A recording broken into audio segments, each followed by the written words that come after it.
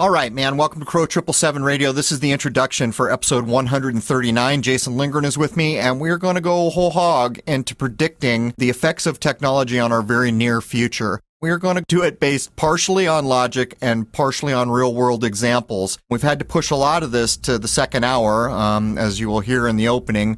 We just got more censorship from YouTube. But anyhow, this is a very interesting episode. And to cut to the chase, unemployment is going to be a huge factor in the automation of technology in our near future. But let's jump in with Jason Lindgren into episode 139. There it is. Cheers. All right, man. Welcome to Crow 777 Radio. This is episode 139. I have Jason Lindgren with me. Today, we're going to talk a bit about the soon to come, which is a bad way to say it, effects of technology on our world. I've referenced Frank Herbert on this podcast a number of times, primarily because all the way back in, I think it's like 65, I always act like it's the 50s, but I'm pretty sure Dune came out in 65 or something like that. He talks about a thing called the Butlerian Jihad, where there's like this universe-wide war over computers. When the war is complete, no one's allowed to have a computer, and if you're caught with a computer, you can be put to death. Of course, you know, the high and mighty still maintain them. But how could Frank Herbert possibly have known in the 60s what technology was going to become? And for my part, there's two options. He was an insider, he logicked it out. I'm going to work on the premise that he logicked it out, and Jason and I are going to apply some logic to try to predict some of the coming things that will indicate where technology is bringing us. Anyhow, welcome, Jason. Coming to you via technology that didn't exist a short time ago. Hello, Crow. Indeed. How goes it, man? Oh, just peachy. How are you? I'm good. Let's jump right in here.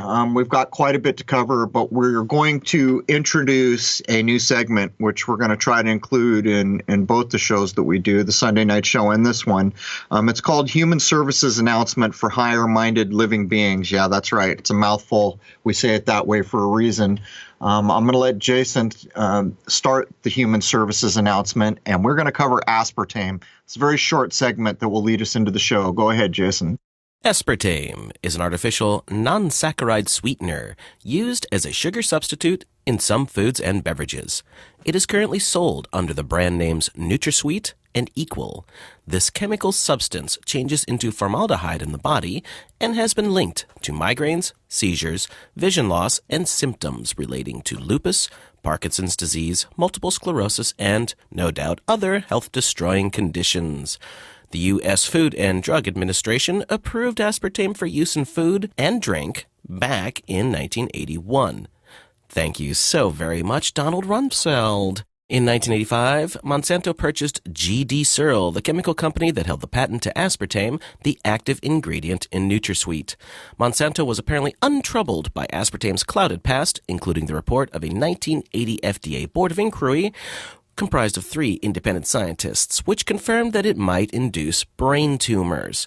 The FDA had previously banned aspartame based on this finding, only to have then Searle chairman Donald Rumsfeld vow to call in his markers to get it approved. When Searle was absorbed by Monsanto in 1985, Donald Rumsfeld reportedly received a $12 million bonus, which was quite a substantial amount of money in those days. Still is today. More amusing things on Rumsfeld. During his tenure at Searle, he reduced the number of employees in the company by 60%. The financial turnaround of the company earned him awards as Outstanding CEO in the Pharmaceutical Industry from the Wall Street Transcript and Financial World. All right, there it is, man. This is a short segment we're going to include. In short, we just told you about aspartame.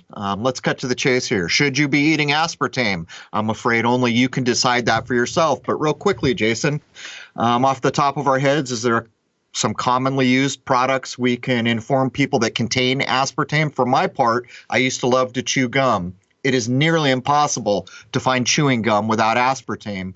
Can you think of anything off the top of your head that's frequently used product that has aspartame in it, Jason? Nearly all diet sodas. All diet sodas, there it is. Anyhow, there's your Human Services Announcement for Higher-Minded Living Beings. And thank you very much, Donald Rumsfeld. Anyhow, there's the new segment. So let's talk about some major YouTube censorship here before we jump in. Once again, they're pulling some nonsense. They seem to be doing it in a little softer way than they did last year, but once again, you've got a video flagged for being inappropriate. And that would be episode number 44. Right. Episode 44 was censored yesterday, today being December the 17th. So on December 16th, I got the notice that the video was censored. Here's the rub, and I'll tell you how they censored it, which is kind of a soft pedal compared to what we saw a year ago, where a year ago they deleted your video and gave you a strike for your troubles. Actually, a year ago they deleted my channel before tons of people complained. And actually, many people are complaining on episode 44 because it is ridiculous that it is censored for the following reason. It has had roughly 14,000 some views, 380 some people thumbs up the video, a mere 34 thumbed it down. So from my point of view, the people spoke, and this is unjustified censorship. Jason, there's another aspect to this that we should cover. For people who own their own YouTube channels, when they logged in over the last 10 days or so, they were notified that their sub count was going to be reduced. It is an artificial reduction by full admission of YouTube. In other words, the only real effect it's going to have is when people come to your channel, you will appear to have less subscribers. They use the excuse of third-party companies paying to get subs, and things like closed accounts is their excuse. We were told this would occur on the 13th and the 14th of December. I, in fact, had a negative gain of 130 subs on the 12th, and then on top of that, I lost another 230. I wrote down my sub count on the 12th. I saw a positive gain according to the stats that YouTube provides on the 13th and the 14th, when in fact we were supposed to lose the subs. And to this day, from the 12th to the 17th, I have gained 7 subscribers on my channel. So the nonsense continues, Jason. And there you have it, folks. They're trying to find ways to come at us without being so blatant about it that everybody squawks in a huge way. But no doubt, this is still censorship. It is absolutely censorship. And to put a frame of reference for my channel, on an average day, I get near 100 subscribers every day. And of course, there is a supposed sub loss count. As a matter of fact, every day we upload, every Thursday when I upload the first hour of the podcast, all the numbers jump except for subscribers. And that is not historically true. That is also something new from YouTube. Point being that on the 12th, which was a day early for this censorship, they reduced my sub count. And since then, all the way till today, the 17th, I have gained 7 subscribers, when historically I can show that nearly every day I pick up almost 100 subscribers. On many days, much more than that. But anyhow, let's jump into the episode. I'm sick of YouTube censorship. Do we call poppycock? Yeah, man, all day long we call poppycock. All right. It is a strange moment indeed when one realizes fully the role of science fiction in our world. This includes books and movies going back to the earliest examples we can find. It is not enough to count the ways, as it is important to understand how much of the modern world is attributed to the fictitious genre we call science fiction. And at the base of all technology stories you will find, in most cases, science fiction is acting as the vehicle that delivers the concepts to your mind. After all, the first moon landing was brought to us as fiction. Written by Jules Verne, and in 1902, it inspired film director Georges Méliès to make one of the first ever films showing people going to the moon. So, where is the man goes to the moon story now in the modern age?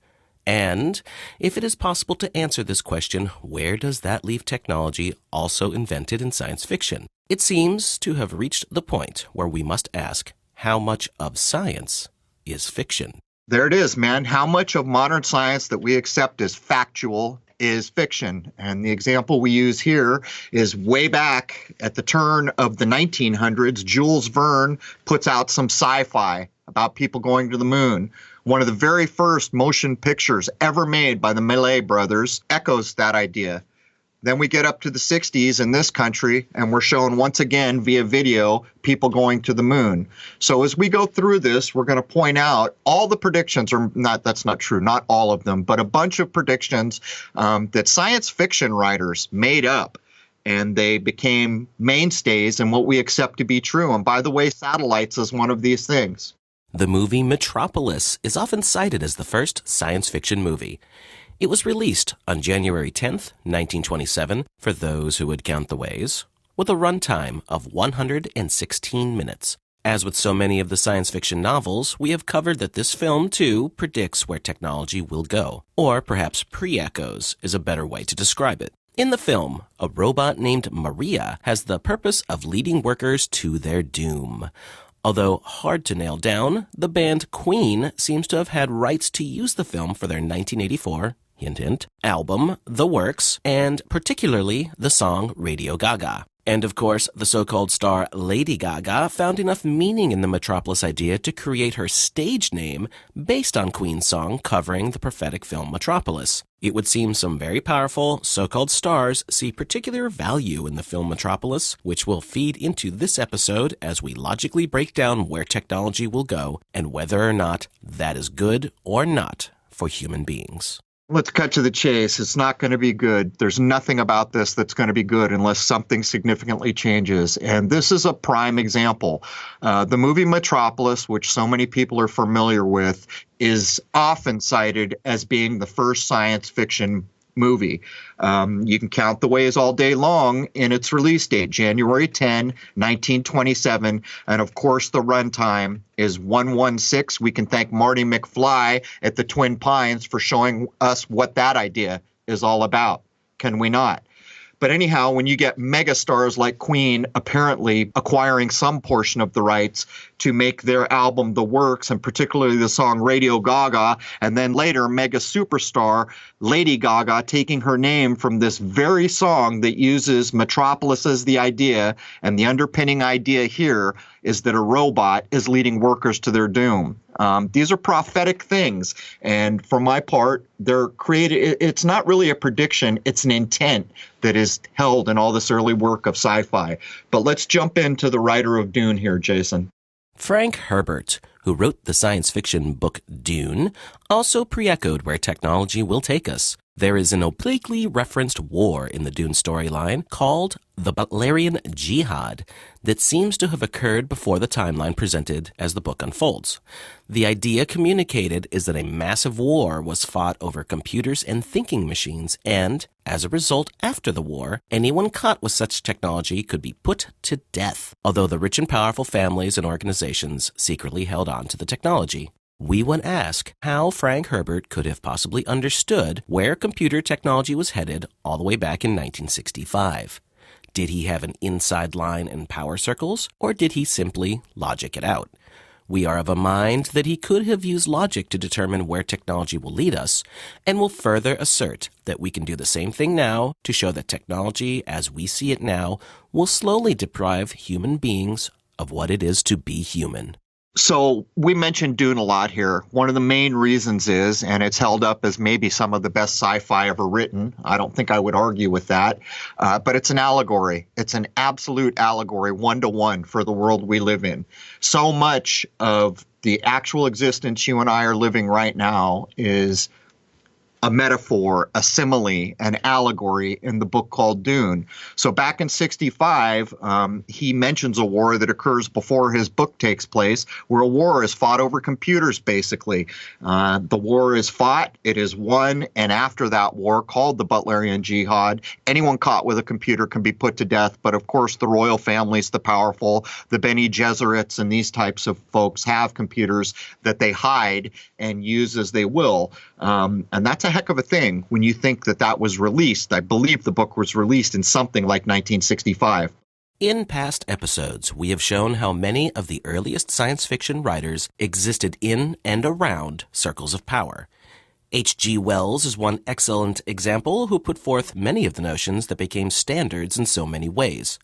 Let's talk about the aspects and contributions of who were considered the big three of English language science fiction writers: Robert Heinlein, Isaac Asimov, and Arthur C. Clarke. These are names you are most likely already familiar with. Starting with Robert Heinlein, in the framework of his science fiction stories, he frequently addressed the same social themes. These are the importance of individual liberty and self-reliance, the obligation individuals owe to their societies, the influence of organized religion on culture and government, and the tendency of society to repress nonconformist thought. He also predicted the Cold War. His work also speculated on the influence of space travel on human cultural practices. Heinlein is still considered a major influencer in the modern age in many ways.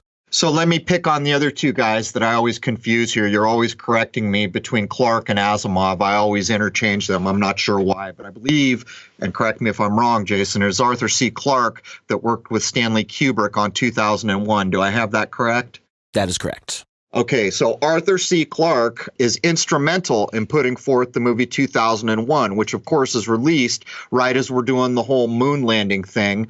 And here's an interesting thing about that. Not once again, what we see as reality, or we're told as reality in the world, is being pre-echoed in a sci-fi movie, a very well done sci-fi movie. As a matter of fact, the best done sci-fi movie up to that time. At the end of that movie, in the original runs back there in the 60s or 70s, I guess it was late 60s when it came out, there were all these thank yous to NASA at the end of 2001, which have since been stripped. When you see that movie now, you don't see any of that. And as a matter of fact, Kubrick goes on to make another movie, which is a period piece. It's a guy's name. Do you remember the movie, Jason? Barry Lyndon. Yeah, Barry Lyndon. And there are thank yous to NASA that most people can still see for the special lenses, which were one of the driving forces. So you can see how this kind of science fiction invents a thing. They make it real through media, and then it gets assimilated into our timeline. But I will ask again, is science becoming fiction? Are the things we believe to be true actually fictitious? We'll know more as we move in here. Now let's take a look at Isaac Asimov, who is another fiction writer who seems to have come up with a number of the things that are not yet invented, that we know of, and a good case study of where technology could, and more than likely will, lead us all. He is considered one of the fathers of robotics due to his Robot book series, and is credited with birthing two concepts, positronic robots and the actual word robotics. So here we have guys again, inventing things that don't even exist as anything more than a science fiction idea. Between Asimov and Clarke, and again, I'm going to get these guys backwards, Jason, much of the telecom industry and the idea of satellites is invented. So I guess I'll ask the challenging mind before we move on here. Do satellites exist as they're described? I would suggest that they do not, and I've even invented a law, much like I think it's Asimov, I'm going to get these guys backwards again, who is going to present us with the laws of robotics, but Jason will correct me if I'm wrong there. The word robot itself seems to be derived from Czech words meaning slave, serf, and worker, or forced labor. The acclaimed Czech playwright, Karel Čapek, seems to be the one who made famous the word robot. Čapek introduced the word in his play R.U.R., or Rossum's Universal Robots, which was first performed in Prague in the year 1921. Čapek's play presents a paradise in which robotic machines initially provide many benefits for humans, but also bring an equal amount of blight in the form of unemployment and social unrest. Does this sound familiar? I mean, how do you ring a bell that loud back in 1921? Employment is going to be one of the predictions that I lay down here that are going to prove what the automation and robotics and AI are going to do to our world. And I'm going to tell you that I'd be very surprised if we don't start seeing it in 5, certainly less than 10 years from now. And this is based on actual companies that exist now that have not existed for that long, but have become very wealthy in a short period of time and are already working on total automation. And the third of our big three, Arthur C. Clarke, first proposed the notion of artificial satellites in 1945. And should we ask, do satellites exist as Clarke described?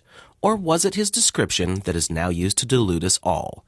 Looking back to Asimov, in the same way he invented the 3 laws of robotics, which we will cover shortly, Crow has invented a law of his own designed to help assess the reality of so many things in the modern age, and he calls it the law of high definition.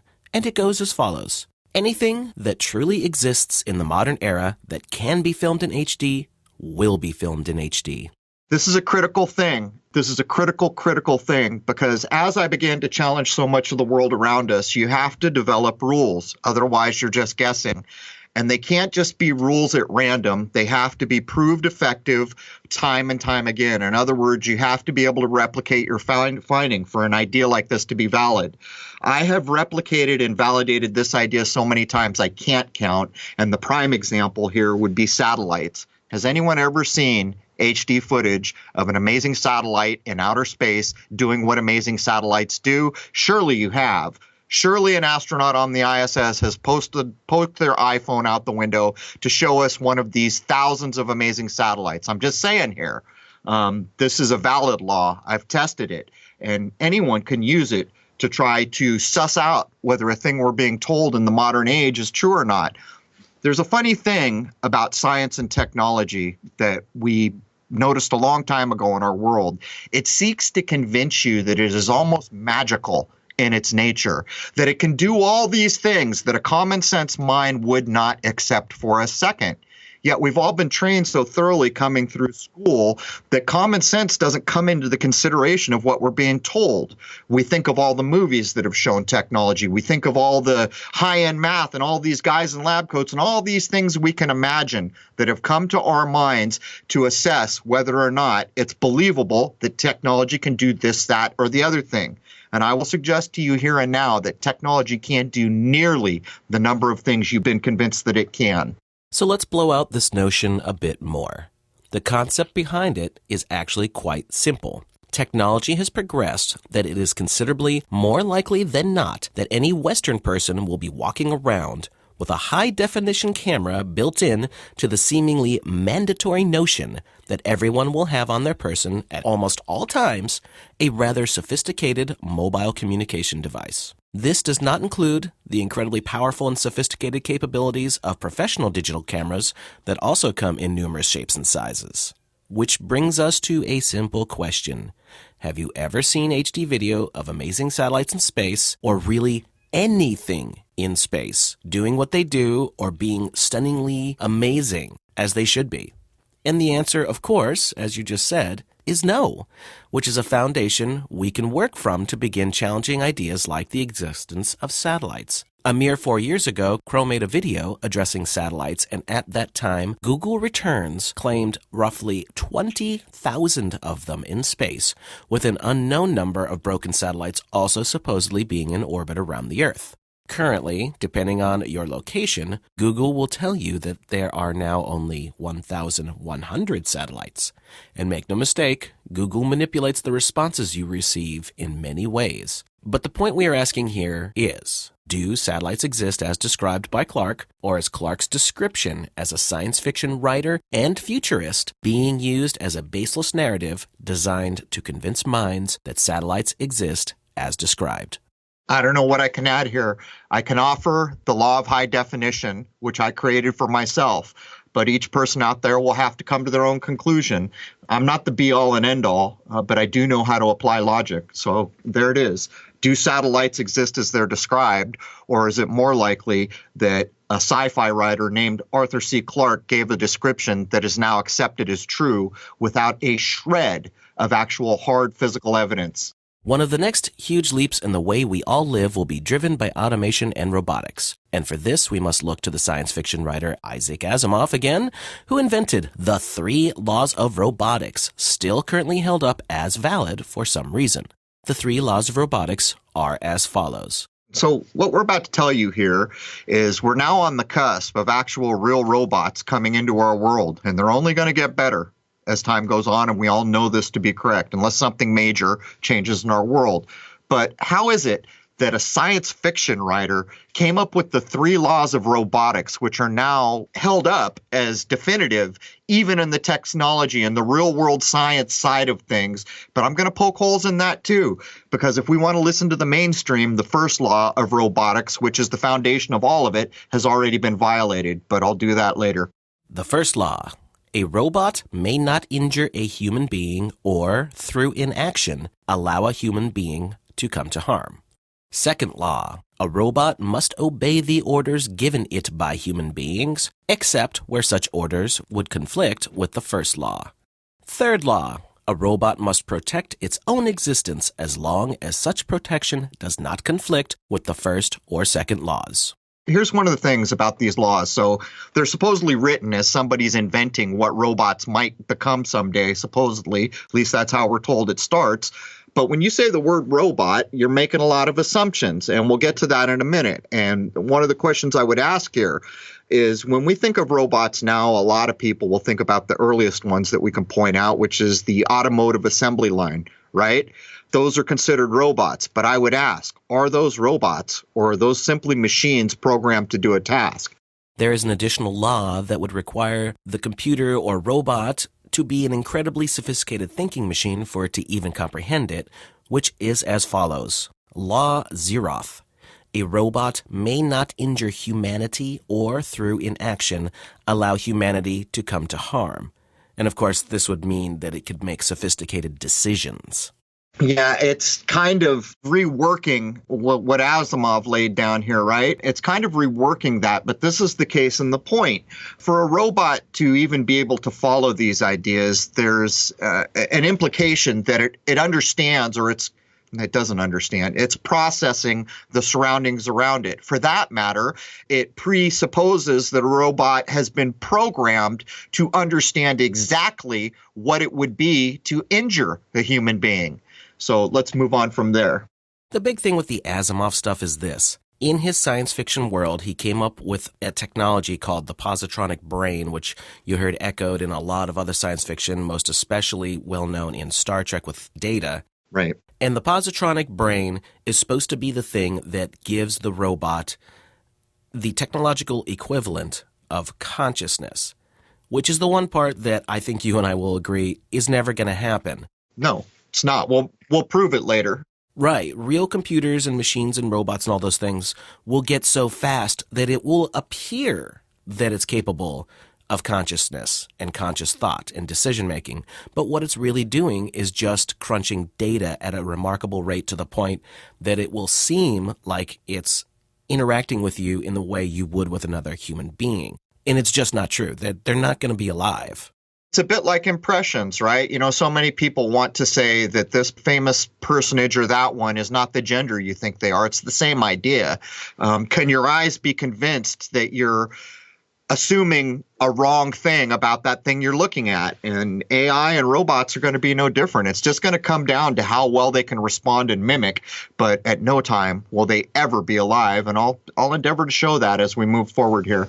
It is worth noting that there are already claims that the first law of robotics has been violated.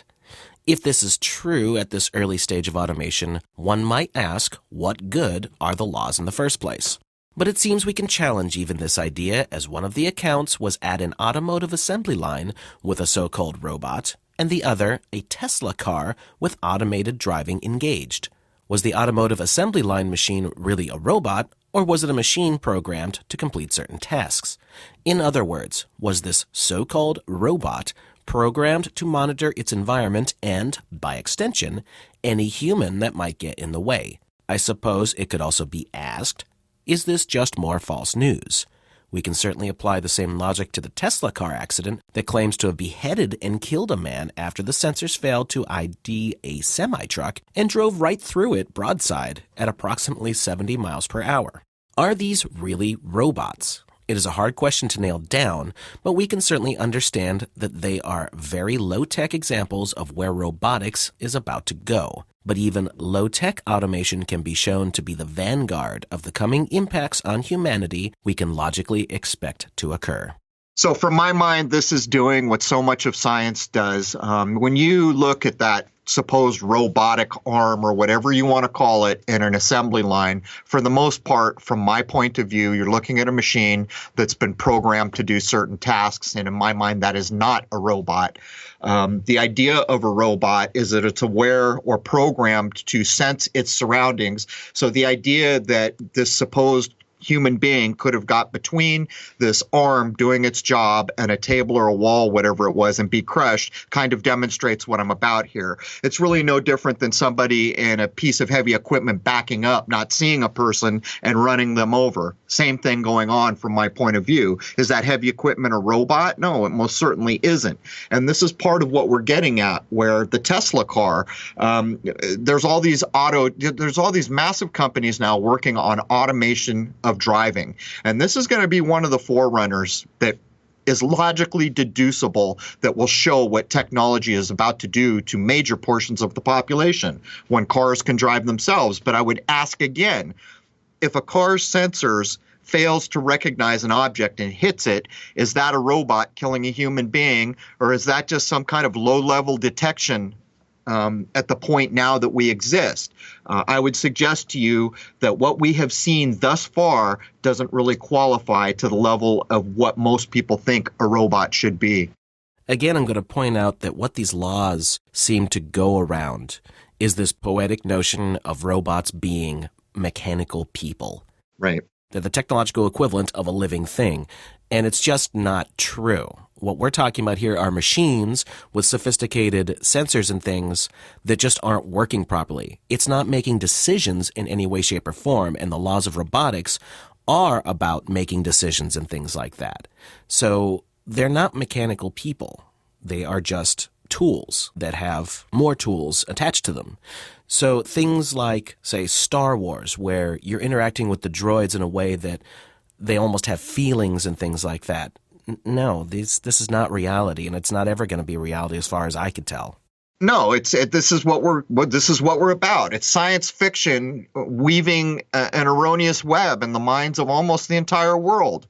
The idea of Star Trek with their Positronic Brain, it's not good enough to call it a robot or a droid anymore. Now we've got to try to really imply that it's becoming organic and alive, right? That's the narrative being spun. So now we're going to call it a Positronic Brain. But let's keep moving on from here, Jason. There's some predictions that we're going to make that should happen within the next handful of years, maybe a bit further, based on what we can see major companies doing. And maybe to some degree it's already going on. It's just that most of us haven't really focused on it yet. Another of the early examples of automation we can look at is the invention of computer touchscreens. And while this relatively low-tech advancement seems benign enough, it is actually the beginning of employment loss for untold numbers of people. It has already started to reduce jobs in the United States, and places like Japan are whole hog into the automation and replacement of people who used to provide face-to-face services.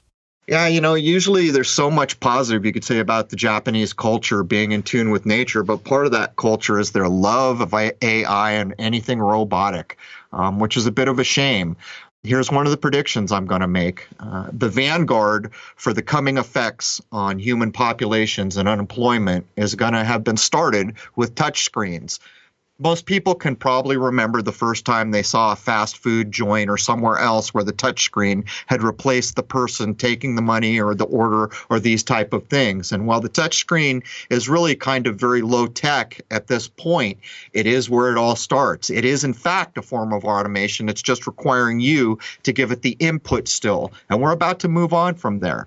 But in the research that I did, you can already start to deduce that a lot of jobs have been lost simply from the advancement of the computer touchscreen.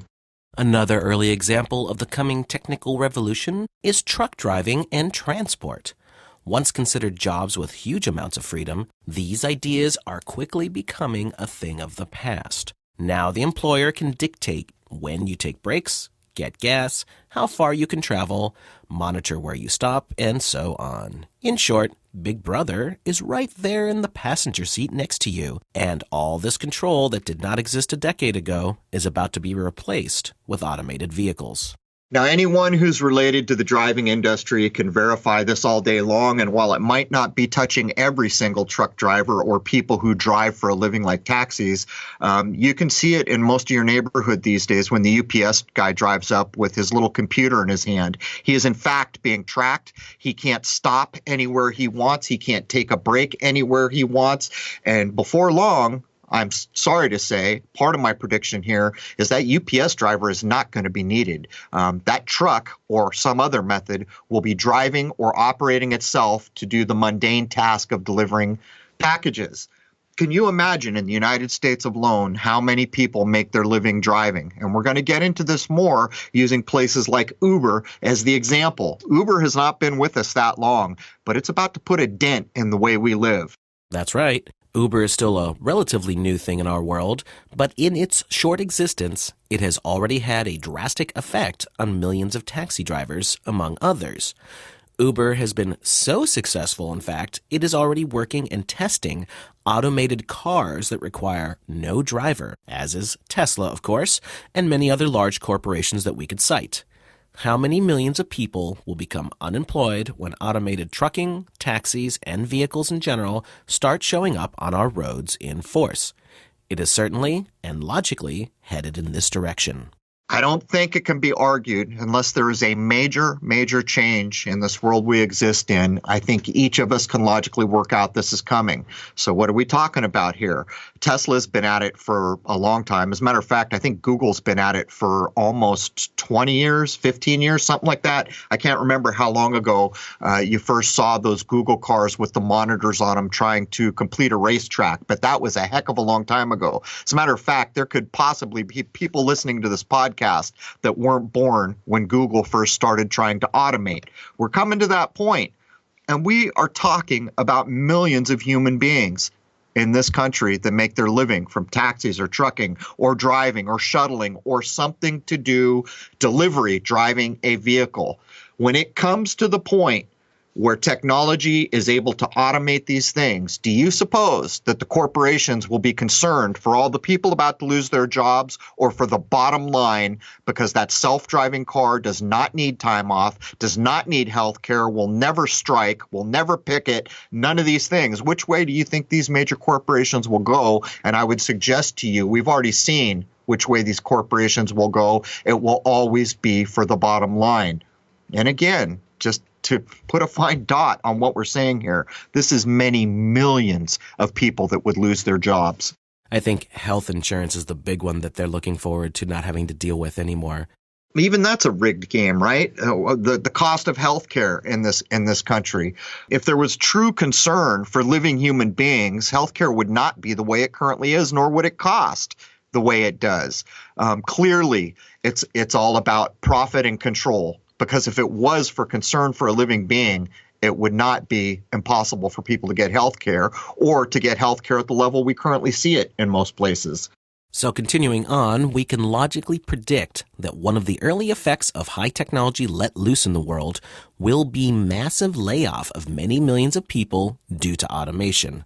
Logically, we can predict that the people most affected will be the largest portion of the population, or those without higher learning, college degrees, or training beyond basic high school. But then, technology and Big Brother are already taking over higher education. Most institutes of higher learning have become highly infested with certain kinds of strong political leanings designed to steer the attending student for the rest of their life. Also, let's ask how many online universities have sprung up in the last few years as well. Does anyone listening consider online higher education to be synonymous with attending an actual accredited university? It is not, and is generally viewed as such. Add in the rising cost of higher education in this technological age, and it is predictable that fewer people will be able to afford college degrees, which will, in turn, increase the number of people now facing unemployment due to automation of low-skill and repetitive jobs. Suffice it to say that an early observable effect of automation technology will be massive numbers of unemployed people. And when you logically work this out, it's not just massive numbers of unemployed people. It is the majority of the biggest segment of society currently in the United States, which is people without college degrees. And as we point out here, fewer and fewer people would even care to try to get a college degree because of the huge cost of it, which demonstrates once again it's becoming to be a bit like a caste system. If you know somebody that's going to Harvard, it's almost certain that that is a very wealthy family that could afford to get their kid into Harvard. So for the rest of us, we have choices to make. Will I go to some lesser institution, which will put me in debt for maybe the rest of my life, because some of the college bills are getting to be that way, or will I attend an online university, which is a pale shadow of that individual who went to, say, an Ivy League school? You can see where this all heads, and you can see the controlling intent behind it. I invite anyone, try to poke a hole in the logic we're laying down here. Well, once again, we see the problem with the wealth gap. Because yes, very wealthy people can still send their children to institutes of higher learning that will almost guarantee them a position in some sort of company or something to that effect that will guarantee perpetuity of their family's ties with big business and big government, but not the poor people. Right. Right now, if you attend that Ivy League school or other ones, well-known universities that have been around for a long time, it really almost doesn't matter whether you're an intelligent individual or not. If you can show the degree from the prestigious university, you're going to get a good job, probably a very good job by the standards of most people. But that's not really the main issue, although it is in fact an issue, the problem with education, which has become a caste system, an open caste system. Even though I suppose you could say most people could manage to get the loans to go to some university or another, most of them are not going to get into the best universities, and the debt they walk away with is nearly crippling. Point being here that the largest segment of the United States society as it exists will be where we see massive layoffs from automation. And one of the other things you've probably heard of is this concept of a service economy, especially with the United States, that as they've been stripping away the industry that really started in the 1970s, we are to the point now where a lot of people don't work in production-style jobs, industry of some sort. People are basically giving money back and forth to each other in this service industry. But this automation thing is just another way to take that away, which is going to make yet another problem that needs to be dealt with. Well, think even in our lifetimes, Jason, the idea that the United States will become a service economy. A few decades ago, that would have been unthinkable, that the main thrust of the United States economy is people who serve other people.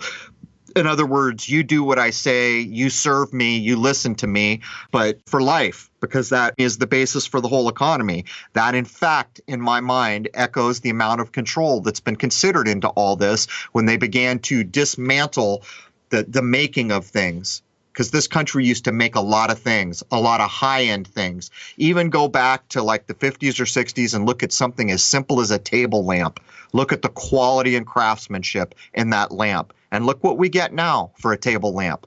A disposable piece of junk that was made in China. And by the way, you probably can't even really find a place in the United States anymore that manufactures.